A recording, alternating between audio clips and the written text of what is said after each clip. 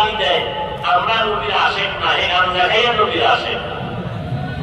মাজারের মধ্যে ঢোল বাজায় নবীর আশেক, আছে না নাই? গাইগুলাকে সেজদা দেয় নবীর আশেক। আমরা পীর আউলিয়ার পক্ষের মানুষ। আমি কেন? আল্লাহর কোরআন পক্ষে আমরাও পক্ষে, রাসূলের হাদিস পক্ষে আমরাও পক্ষে। আল্লাহর কোরআন রাসূলের হাদিস যাদের পক্ষে নাই আমরাও তাদের পক্ষে নাই।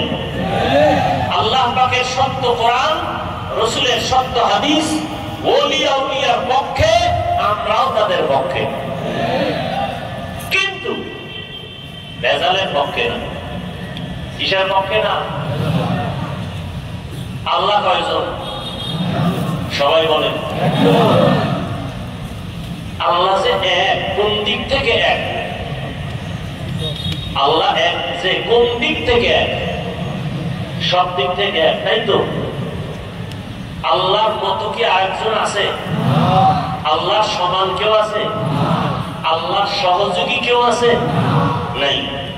আল্লাহ কেমন এক, যার কোন সমতুল্য নাই। কেউ যদি মনে করে আছে, এর নাম শিরিক, এর নাম। আল্লাহ যা এককভাবে পাবেন, এই পাওনাটা আর একজনকে দেওয়ার নাম শিরিক। মানুষের জীবনের ইবাদত পাবেন কে? আল্লাহ। সেজদা পাবেন কে? আল্লাহ। এটা আর এক জায়গায় দেওয়ার নাম শিরিক। কোরআন শরীফের স্পষ্ট ঘোষণা, যারা শিরিক করে তারা মুশরিক, মুশরিকদের জন্য জান্নাত হারাম। ওয়া মান ইউশরিক বিল্লাহ ফাকাদ হারামাল্লাহু আলাইহিল জান্নাহ। যারা আল্লাহর সাথে অংশীদার করবে, আল্লাহ যা পাবেন এটা অন্যকে যদি দেয়, এর নাম শিরিক। আল্লাহ বলেন মুশরিকদের জন্য আমি আল্লাহ জান্নাত হারাম করে দিলাম। আমি অন্য গুনাহ চাইলে সহসায় মাফ করব, শিরিকের গুনাহ সহসায় আমি ক্ষমা দিব না।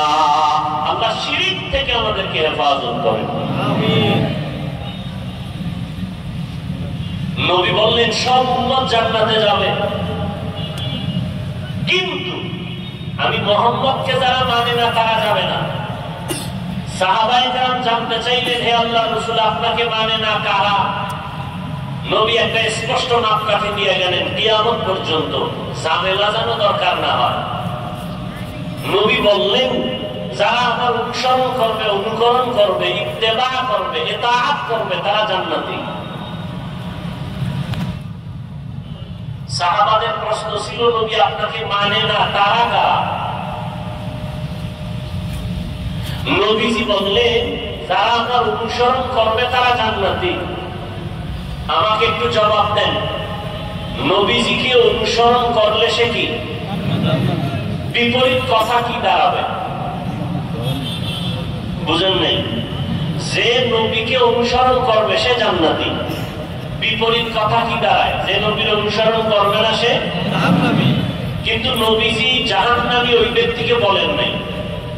নবী বলছেন যে আমার অনুসরণ করবে সে জান্নাতি, যে অনুসরণ করবে না সে জাহান্নামী। নবী এই কথা বলেন নাই। নবী কি বলছেন? নবী বলছেন যারা আমার বিরোধিতা করবে তারা জান্নাতি। এখান থেকে একটা সুন্দর কথা আজীবনের জন্য মনে রাখবেন, লিখে রাখবেন। নবীকে যারা মানে না বা নবীর আদর্শ মতো চলে না তারা দুই দল। নবীজির আদর্শ মেনে চলে না যারা, তারা কয় দল? একদল আগ্রহী আর একদল বিদ্রোহী, একদল দরদী আর একদল বিরোধী। যেমন কথার কথা, আমি ডান দিক থেকে একটা যুবককে জিজ্ঞাসা করলাম, এই যুবক ভাই আপনি নবীর আদর্শে টুপি পরেন না কেন, দাড়ি রাখেন না কেন? যুবক জবাব দিল, হুজুর দাড়ি রাখা দরকার, নবীর আদর্শ, চেষ্টা করতেছি পারি না, একটু দোয়া করবেন। আমাকে বলেন তো এই যুবকটা কি বিরোধী না দরদী? দরদী। বাম দিক থেকে একটা যুবককে জিজ্ঞাসা করলাম, এই যুবক নবীর আদর্শে নামাজ পড়ো না কেন, দাড়ি রাখো না কেন? খেয়াল করতেছেন তো? যুবক আমার কথাটা শেষ না হতেই আমাকে পাল্টা আওয়াজ দিল, দাড়ি না রাখলে অসুবিধা কি আছে? নামাজ না পড়লে অসুবিধা কি? যদি আরেকটু চালাক হয় সে বলবে দাড়ির মধ্যে ইসলাম। পোশাকের মধ্যে কি ইসলাম? আপনারা জবাব দেন, এই যুবকের কথায় কি মনে হয়? রাসূলের দরদি না বিরোধী? আগ্রহী না বিদ্রোহী? রাসূলের আদর্শের বেলায় বিদ্রোহীর আরেক নাম বেঈমান। বিদ্রোহীর আরেক নাম কি? এখান থেকে কুষ্টিয়ার মানুষ আজীবন মনে রাখবেন, একটা লোক দাড়ি রাখে না, তাকে গালি দেওয়া মনে ভালো করে মুখস্থ করেন। এক যুবক দাড়ি রাখে না, তাকে গালি দেওয়া। আর একজন দাড়ি পছন্দ করে না, তাকে ছাড় দেওয়া যাবে না। একজন আগ্রহী আর একজন আগ্রহী মুমিন, বিদ্রোহী বেঈমান। একজনের টুপি পরে না, গালি দেওয়া। আর একজনের টুপি পছন্দ করে না, তাকে ছাড় দেওয়া। একজনে নামাজ পড়ে না, তাকে গালি দেওয়া। আর একজনে নামাজ পছন্দ করে না, তাকে ছাড় দেওয়া। একজনে পর্দা করে না, তাকে গালি দেওয়া। আর একজনে পর্দার বিধানকে পছন্দ করে না, তাকে ছাড় দেওয়া। তাহলে একটা লোক দাঁড়িয়ে রাখে না, তাকে জাহান্নামী বলা যাবে? আগে বুঝতে হবে সে কি আগ্রহী না বিদ্রোহী। বুঝলেন না কথা? অতএব একটা বেনামাজিকে দেখলে হিংসা পাওয়া যাবে না, গালি পাওয়া যাবে না, কাছে যেতে হবে, বুকে লাগাইতে হবে। এরপরে যদি বোঝা যায় যে আগ্রহ নাই, বিদ্রোহ, তখন সিদ্ধান্ত পাল্টাইতে হবে, এর আগে না। আমি 5 ওয়াক্ত নামাজ পড়ি, বেনামাজির দেখলে সিসি করে তাড়ায় দেওয়ার নাম এটা কামিয়াবি না, সফলতা। পাপকে ঘৃণা করো, পাপীকে মানে কি? একটা লোক অন্যায় করছে, অন্যায়টাকে ঘৃণা করে তাকে তাড়ায় দিও না।